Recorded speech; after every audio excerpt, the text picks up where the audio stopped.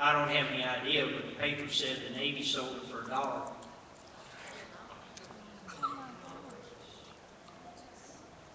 So why does this happen? Okay, reason number one is because they are spending other people's money. Let me just give you a brief example of what I mean.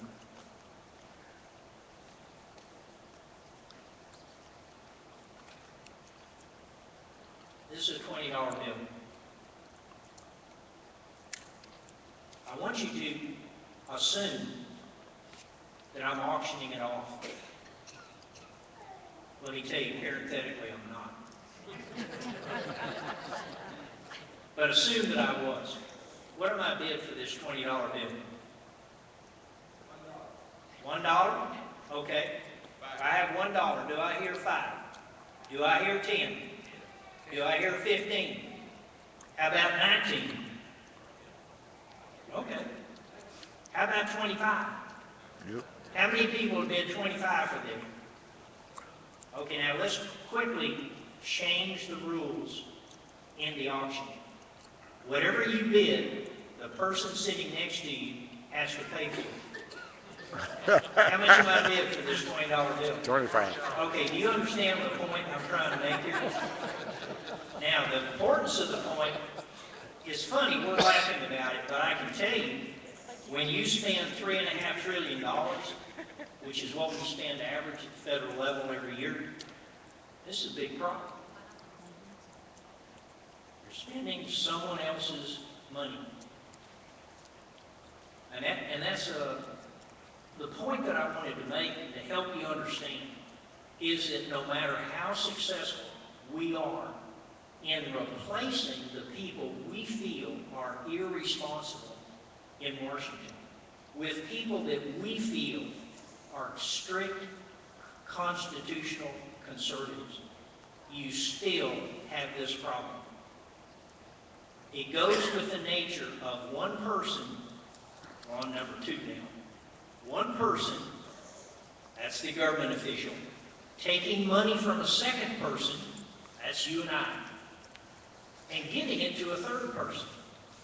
What's the problem with that? Well, number one, the first person has no idea how hard the second person had to work to earn that dollar. Has no appreciation for it. Number two, he has no idea what the preferences of the third person are.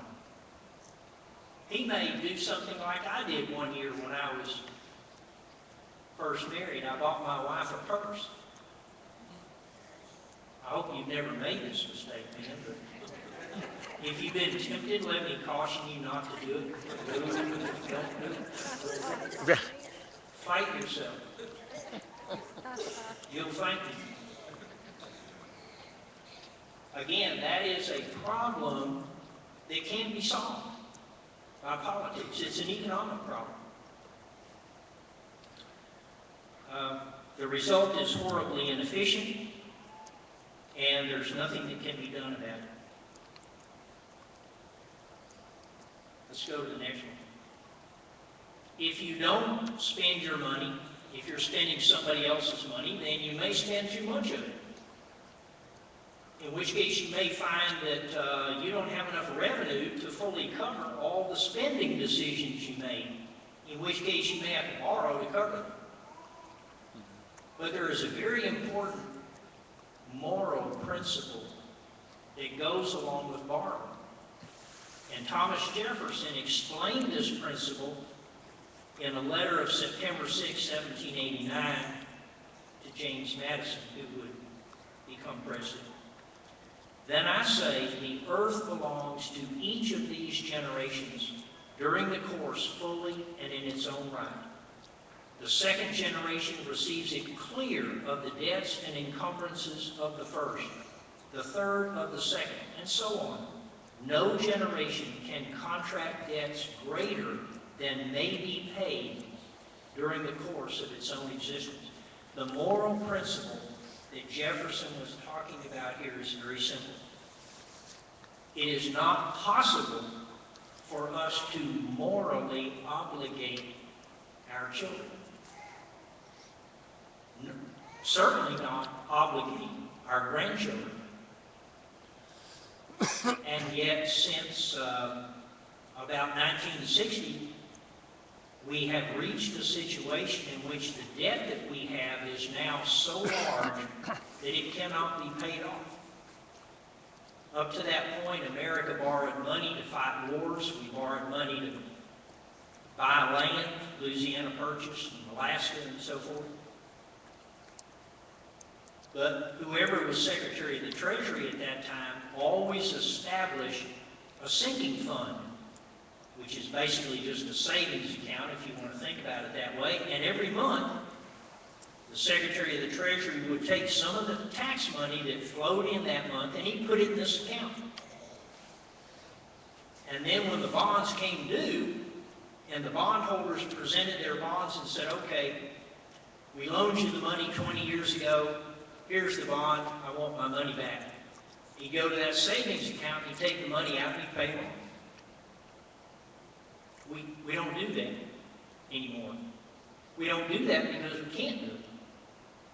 There is not enough tax revenue to pay off the national debt when it comes due. And that's one of the things that I don't think has been, I know the media is not making that as clear as it should be. Let's go to the next one. This is a chart that I think, if I could give a person who did not understand the significance of the national debt, if I could give them just one picture, I think it would be this one. I went back to 1792, and I looked at the debt all the way up to 2013, and here's the picture. And you will notice that up until about 1950, what you have there looks basically like a flat line right along the axis. And then there's a little kick up. That's World War II. And then you'll notice that it just takes off much like a rocket. Now, if you were to do projections based on that rocket path, what kind of projections would you come up with? Well, I mean, you wouldn't want to consider it, would you? I mean, they're just unimaginable. So when you hear people in positions of authority saying that the most important thing to do is to raise the debt ceiling so we can borrow more money, you have to wonder, what universe do they live in? Where do they think they are? What country do they think they're living in? Now, if you shorten that time period up and start at World War II, which is the next slide. This shows the national debt, what's happened to it since World War II. And you'll notice that, sorry for the graphics there, that's one of those that was translated from a new program into an old program. It doesn't look very good. But anyway, the 1946 level of our national debt, did anybody know how big the debt was in 1946, the end of World War II? It was 125% of our GDP. Right now it's 100. So if that level of debt could be represented by the number 100, then the level of debt that we have now could be represented by the number 6,489. In other words, that's 65 times larger.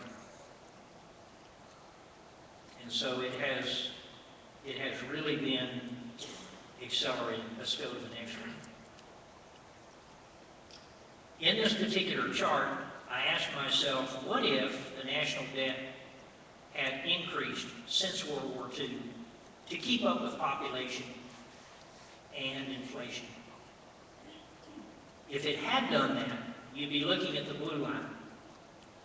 That shows what our national debt would have done between 1946 and 2013. Well, part of 2013 we have numbers for. The red line is the actual path of the debt. Now you see that in the early stages there, you see B, area B, it's kind of hard to see B because the lines almost touch there, but for a short period, the blue line is actually higher than the red line.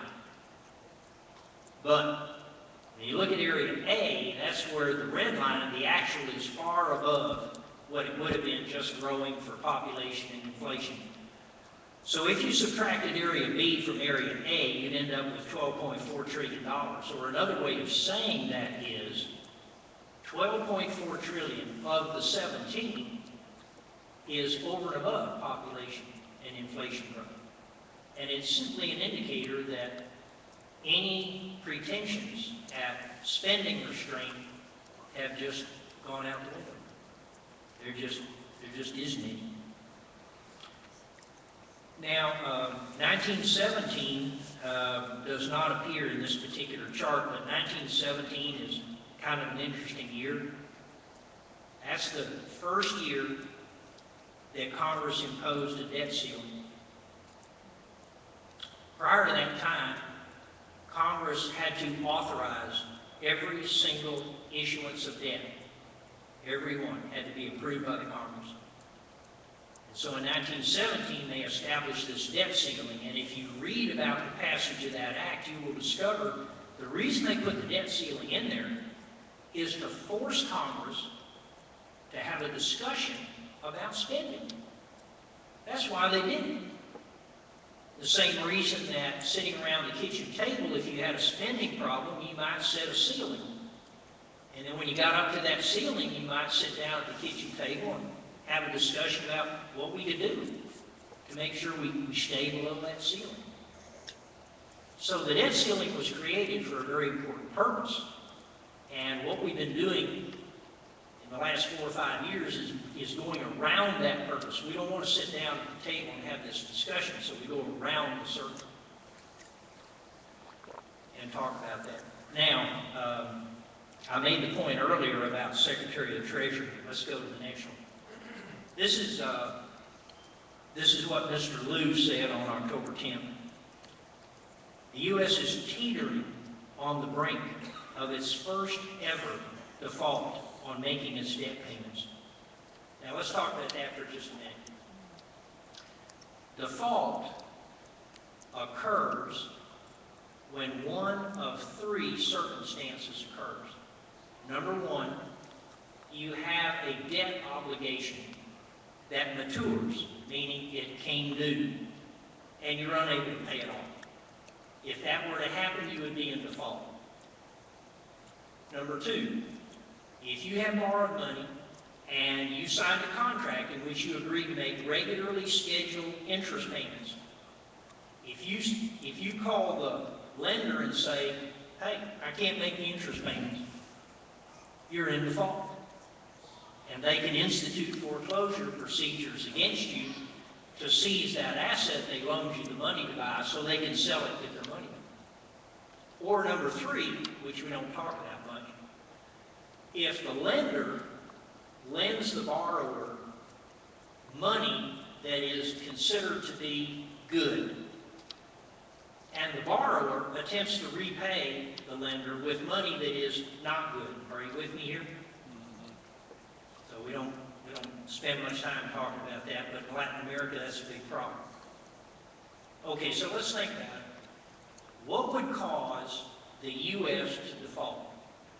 We don't need to worry about reason number 3, so let's think about 1 and 2. What about debt that comes due, matures? How can we be sure we'll be able to pay it off? Here's how we do it.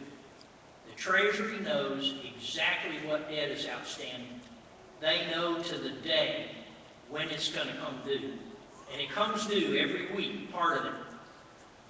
So on Monday of every week, it's usually Monday, they tell the Federal Reserve, I want you to go in the open market and I want you to sell some new bonds so that we can put the proceeds from the sale of those bonds into our bank account, because Tuesday we have to write checks to pay off the bonds that are coming due on Tuesday.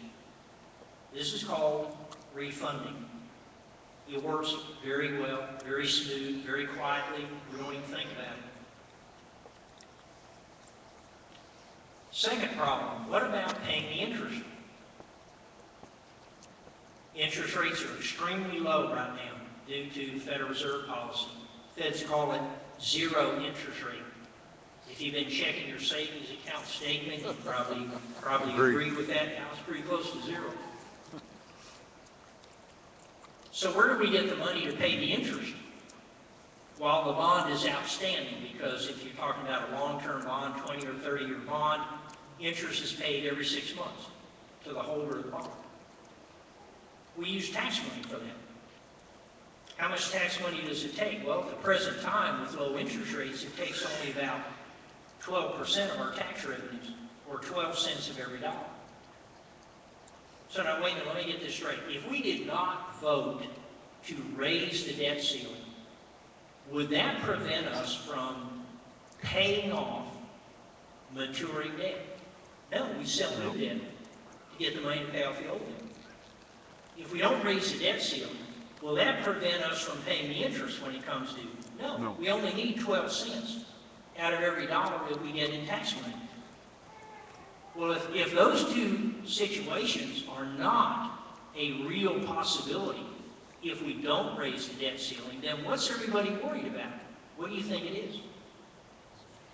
Well, if you don't raise the debt ceiling, what does that mean the next time you need to spend $100, but you only have $80 of tax revenue? Can you go into the open market and borrow that $20? Nope, because you're up against the ceiling. So what the debt ceiling would mean if we did not raise it is simply that the Congress could no longer spend more money than they take in. It's very simple. And that to them is the real crisis. It would mean an end to the spending machine. It's not about protecting the full faith and credit of the United States. That's a smokescreen. Okay, back to Mr. Liu. With the debt limit, if you look for the last minute and you make a mistake, you've done serious damage to the economy. The world economy is just reckless. Now, he was making this statement when Mr. Cruz and Mr. Lee and some of the other people were fighting against raising the debt ceiling. And we heard all this talk about destroying our credibility. But if you're tempted to believe that, ask yourself this question. How many of you have older children, maybe married?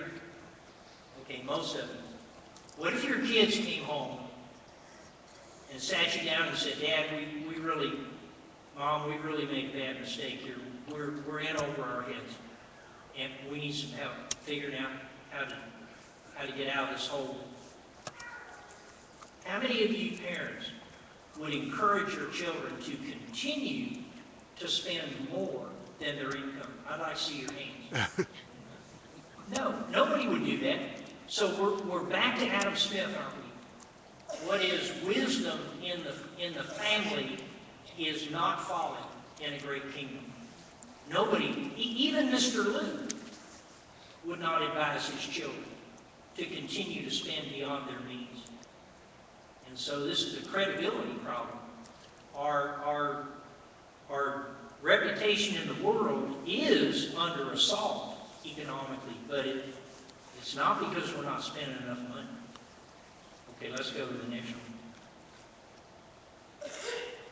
This is the president on September 18. Raising the debt ceiling does not somehow promote profligacy. That's easy for you to say.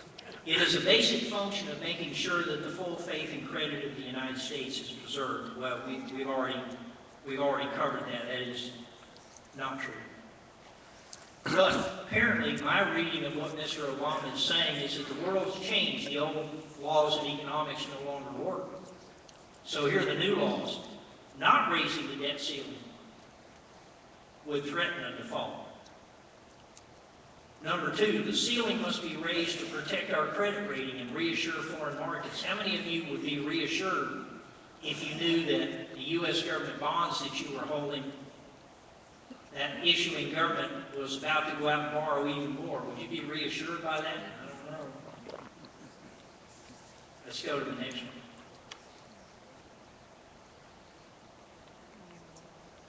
One more.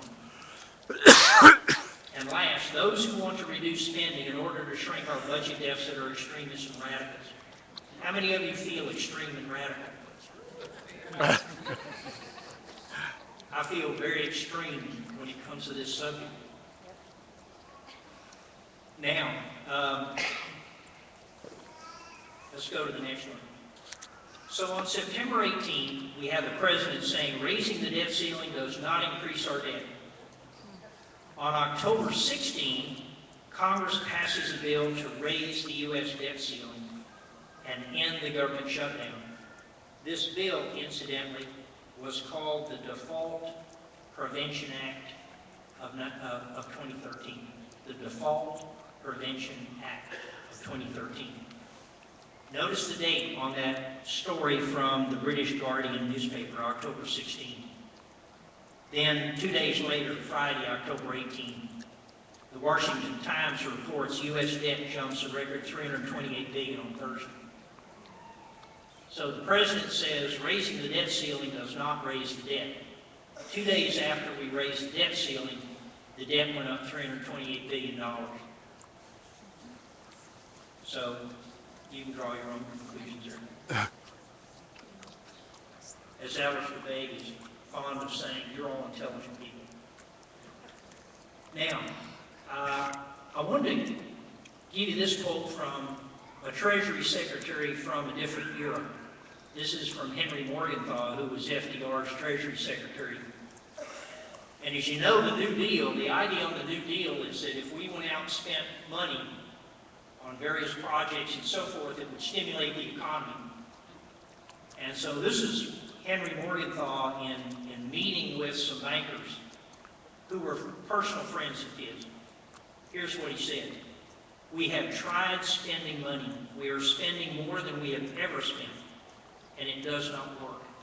After 8 years of this administration, we have just as much unemployment as when we started, and an enormous debt to boot. So compare what Mr. Morgenthau was saying as Treasury Secretary and what Jack Lew was saying as Treasury Secretary. These are different. These two men are worlds apart, you see. Things have changed. Let's go to the next one. And the public understands that. Here is a Pew Research poll. It's a question they've asked for many years. I think it started in 1958. That's the earliest I could find. So the statement goes like this, and you're asked, do you agree or disagree with that statement? The government of Washington can be trusted to do what is right just about always or most of the time. In 1958, 73% of the public surveyed agreed with that statement. In 2013, earlier this year, they took the survey again. It was down to 19. What do you wonder about? Do you wonder about that 19? Yeah. I wonder about the 19. Okay, let's go to the other one. And then I've read in several places recently, well, it may be bad, but at least we're not Greece. To which I would say, really? Okay, what you have here is a chart from the EU database of the government debt as a percent of GDP. Now, one of the things I want to clear up here, whenever someone inside the government, whether it's Treasury, White House, Congress, Federal Reserve, whenever they talk about the debt, how big it is, I'll bet you they will tell you that debt is up to 80% of GDP. And that's because the only debt that they're counting is the debt that is publicly held, meaning by private individuals or retirement funds, hedge funds, banks, that sort of thing. They're not counting debt that is held by the government, by the Federal Reserve, by the Social Security Trust Fund, and so forth. But debt is debt, okay? All has to be paid. So you can see that the green line, the green horizontal line, dashed line, represents the EU guideline of 60%. According to the EU, thou shalt never exceed 60%. Where do you see us? 100. Are we over that 60%? Well, sure, we're up to 100 now. If you look at the last part of that blue line, So we're up to 100% of GDP. Greece is worse. Well, Greece is worse. But you notice the trajectory there. Next slide. Second way you can relate that in a relative sense, instead of just talking about the number, is to look at what where it comes from. It comes, of course, from running budget deficits. Every time Congress spends more than they take in, they have to borrow the difference. And that increases the national debt. So the green line, again, is the EU guideline for the maximum deficit ratio. How big should a government's deficit be compared to the economy? That's the question. The EU says, well, no more than 3%. So you see the green dashed line there. That represents their maximum amount. Now, the reason the blue and red lines are below the green line is we're talking about deficits, negative numbers. Okay? You see the zero up there. So you can see that the Greek line does in fact lie below the U.S. line. Their deficits are bigger compared to their economy. But look at the right-hand side of that chart. What do you notice about the blue and the red lines? Don't you see them coming together? Not good news. We are becoming like Greece with our deficits. Anybody know how big the deficits are or have averaged the last 4 or 5 years? About $1 trillion. We take in about $3.5 trillion we spend about $3.5 trillion. We take in about 2.5. We borrow the difference, so that's about $1 trillion a year. It varies from year to year. Let's go to the next one.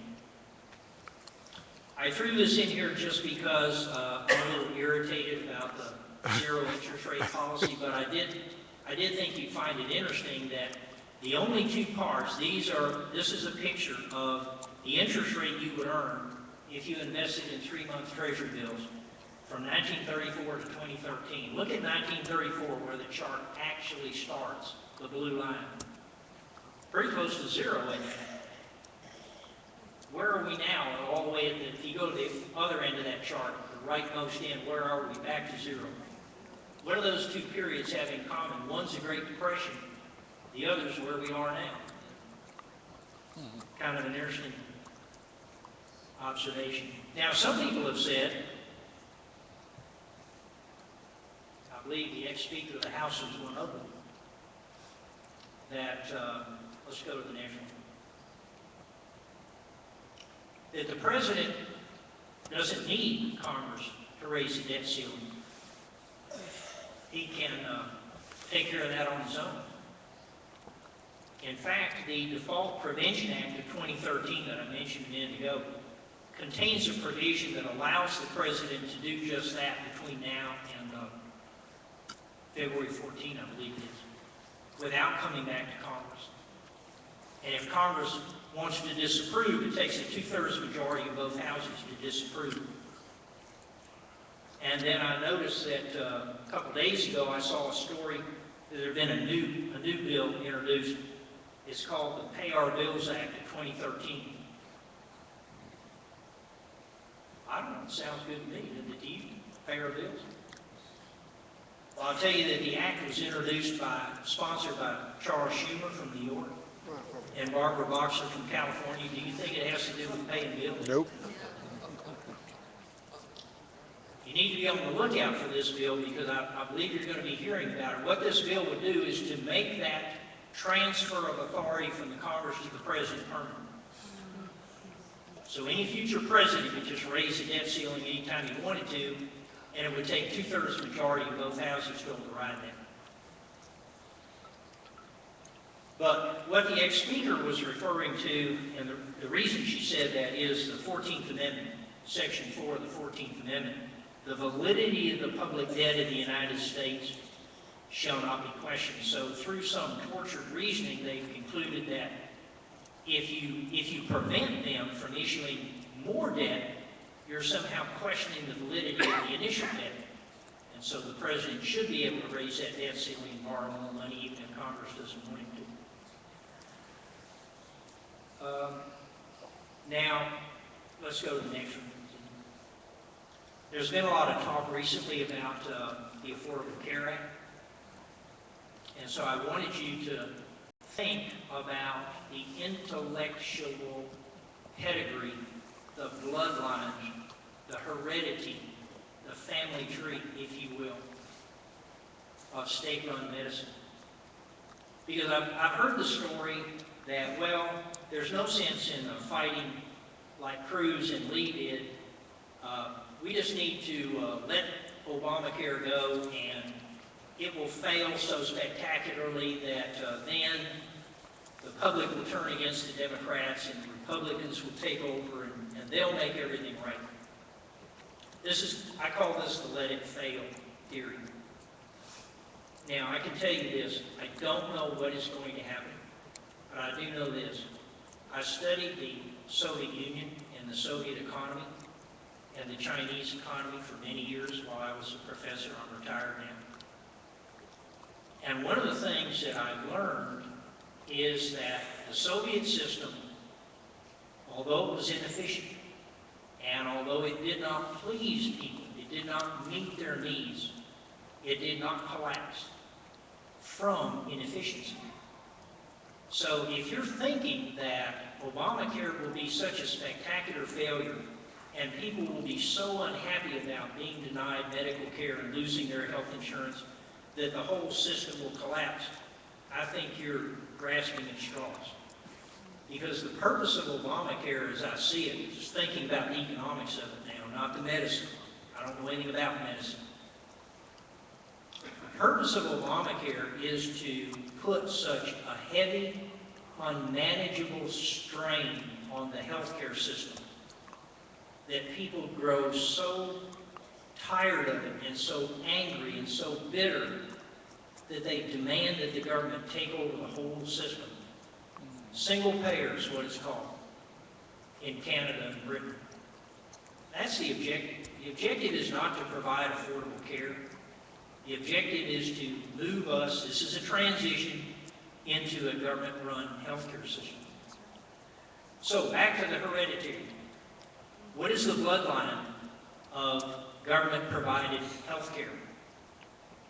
Vladimir Lenin put it this way: socialized medicine is the keystone to the arch of the socialist state. Do you know what an arch is? Visualize an arch made of stones.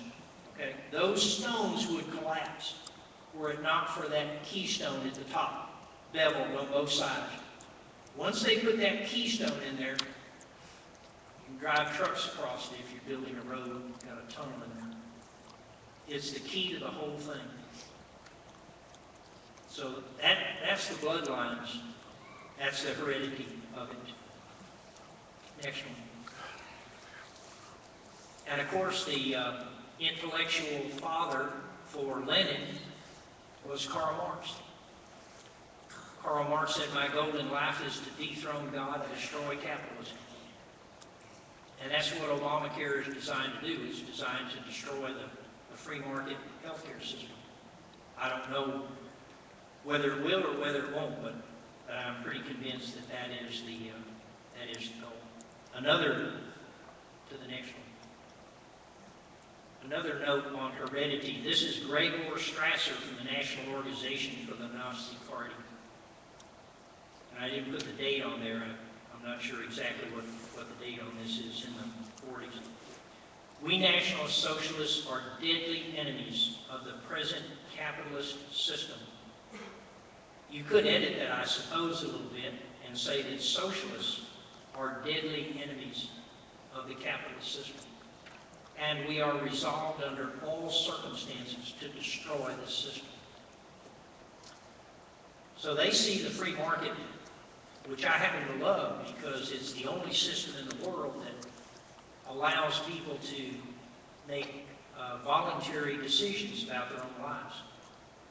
And when those decisions are made through a marketplace, the results are mutually beneficial.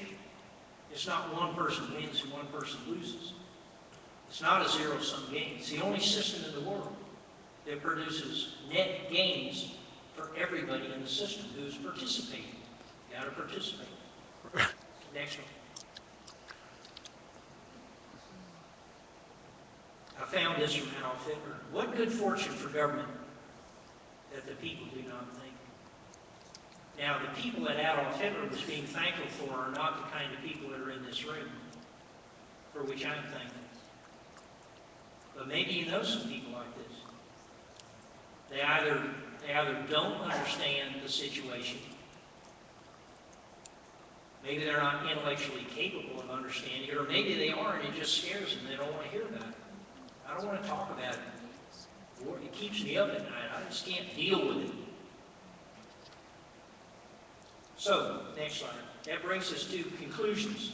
I said there were 4 questions I wanted to answer tonight. Number 1, how's the recovery coming? My answer is what recovery?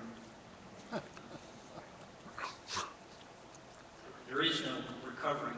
If by recovery you mean the standard, normal, customary, traditional series of events that happens after a recession, that is not happening. And as they pointed out at this Federal Reserve conference that I referenced earlier, the reason it's not happening in their mind, one of the reasons, is that the government, through this vast explosion of rules and regulations, has created so much uncertainty that people are not willing to invest, hire new workers, try new products. And so we're basically idling here. America's idling instead of the engine taking off and revving up as it should during the recovery. Number 2, why can't politicians in both parties find common ground? Is bipartisanship dead? Now here's my answer to that, my personal opinion. If you understand that what we have here in Washington and maybe to a lesser extent in Austin and other state capitals, what you have here is a battle between 2 different groups of people. There's one group of people who want to run their lives as they see fit, subject to the general rules of good behavior and so forth.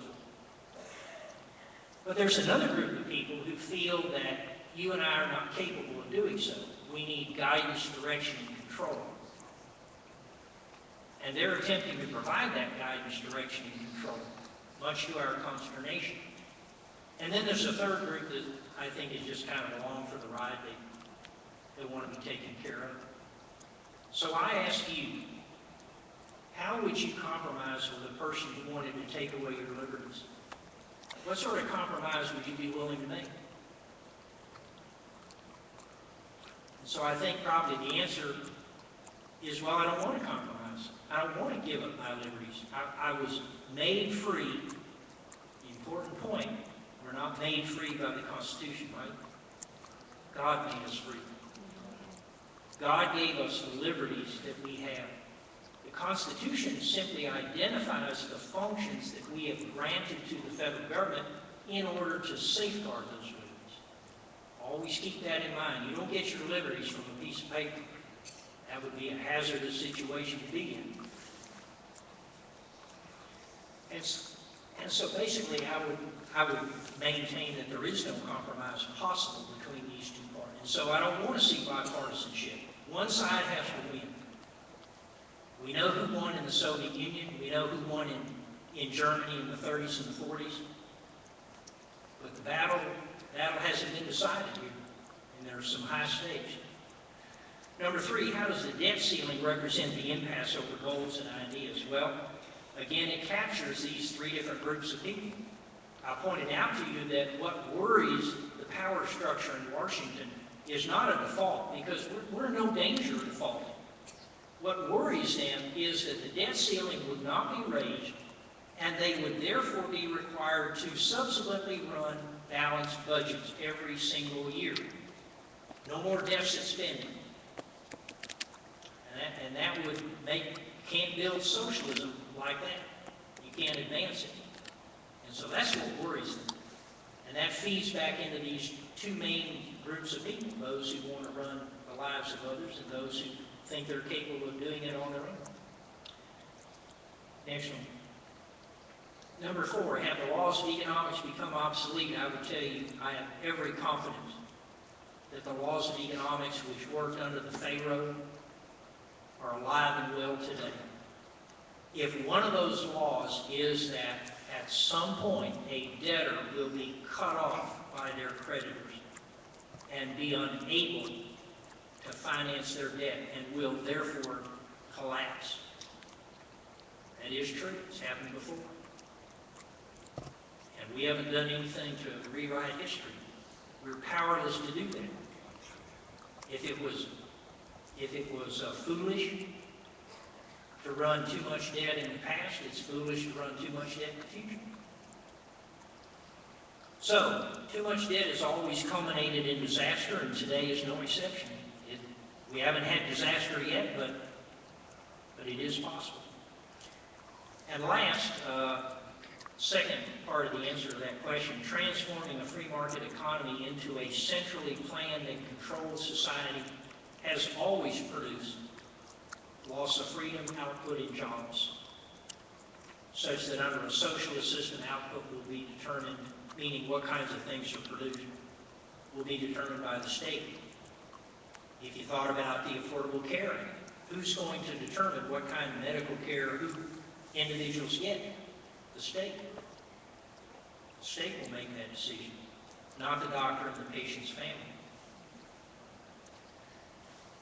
So that pretty much concludes our presentation. I've given you my